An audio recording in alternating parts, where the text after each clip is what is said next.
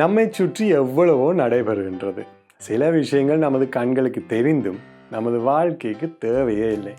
ஆனால் வேறு சில விஷயங்கள் நமது கண்களுக்கு தெரியாமலேயே நமது அன்றாட வாழ்க்கைக்கு மிகவும் முக்கியமாக இருக்கின்றன.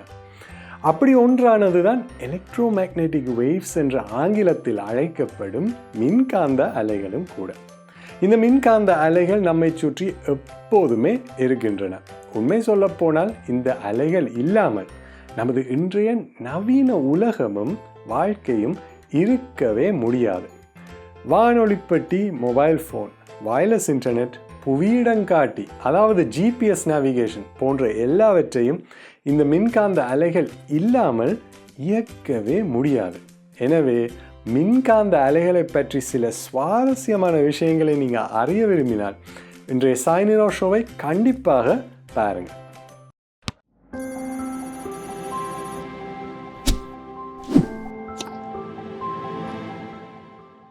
வணக்கம் நண்பர்களே, வழக்கம் போல் இன்றைய சாய்னிரோ ஷோவுக்கும் உங்கள் அனைவரையும் அன்புடன் வரவேற்கின்றேன். சரி, மின்காந்த அலைகள் என்றால் என்ன என்பதை முதலில் பார்ப்போம். இந்த மின்காந்த அலைகளின் வேவ் லெங்த் என்று கூறப்படும் அலை நீளத்தை பொறுத்து இவை வெவ்வேறு வகையாக பிரிக்கப்படுகின்றன. இந்த வகைகளில் ஒன்றுதான் ஒளி, அதாவது லைட்டும் கூட. ஒளியை தவிர்த்து மேலும் வானொலி அலைகள், ரேடியோ வேவ்ஸ், நுண்ணலைகள், மைக்ரோவேவ்ஸ், அகச்சிவப்பு கதிர்கள், இன்ஃப்ராரெட் வேவ்ஸ், புற ஊதா கதிர்கள், அல்ட்ரா வயலட் வேவ்ஸ், ஊடு கதிர் அலைகள், எக்ஸ்ரே, மேலும் கமா அலைகள், கமா வேவ்ஸ் என்ற வகைகள் காணப்படுகின்றன.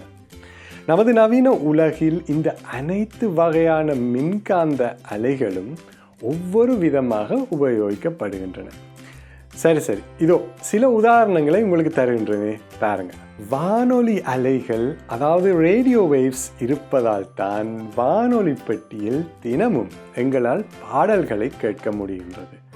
நுண்ணலைகள், அதாவது மைக்ரோவேவ்ஸின் உதவியுடன் மொபைல் ஃபோன் ஊடாக தூரத்தில் இருக்கும் நண்பனுடன் பேச முடிகின்றது.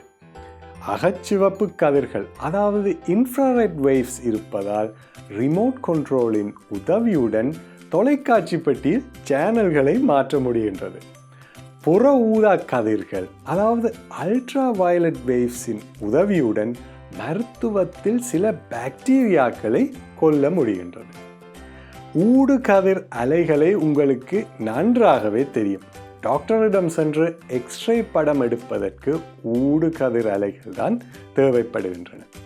மற்றும் கமா அலைகள் மருத்துவத்தில் சில விதமான புற்றுநோயை குணப்படுத்த உதவுகின்றன. மின்காந்த அலைகளில் உள்ள விசேஷம் என்ன தெரியுமா?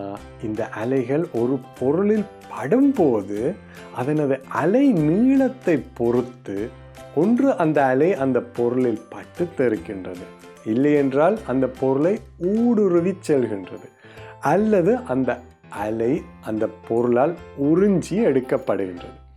இதற்கு உங்களுக்கு சில உதாரணங்களை தருகின்றேன். ஜன்னல், கதவு ஒன்றுமே இல்லாத ஒரு அறைக்குள் இருக்கின்றீர்கள் என்று எடுத்துக்கொள்வோம். இந்த இருட்டறையில் இருக்கும் போது பக்கத்து அறையில் ஒரு லைட்டை ஆன் பண்ணினால் உங்கள் அறை நிச்சயமாக இருட்டாகவே இருக்கும், சரிதானே? அதற்கு காரணம் ஒளியாகிய மின்காந்த அலை உங்கள் அறையின் சுவரில் பட்டு தெரிக்கின்றது. இதுவே அந்த இருட்டறைக்குள் ஒரு ரேடியோ இருக்கின்றது என்று எடுத்துக்கொள்வோம்.